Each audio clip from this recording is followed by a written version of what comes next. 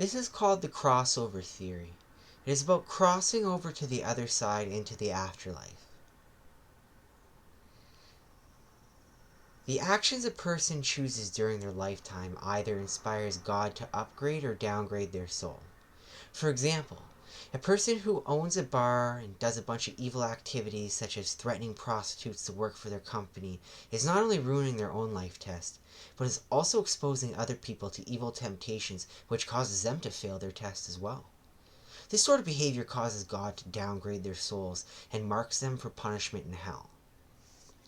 A person who is a doctor and enjoys helping save innocent people is the kind of behavior that inspires God to upgrade a person's soul and mark them for rewards in heaven.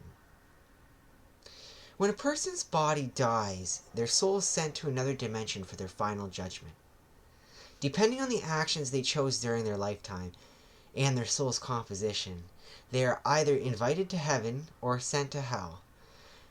But there's also another very common possibility of the human soul being not quite good enough for heaven and not quite bad enough for hell. This person's soul will remain in purgatory for further testing.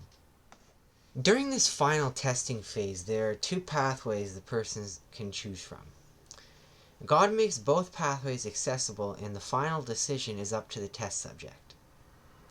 God will give that person a chance to upgrade their soul's composition by continuing education and will eventually become an angel, then be invited to heaven.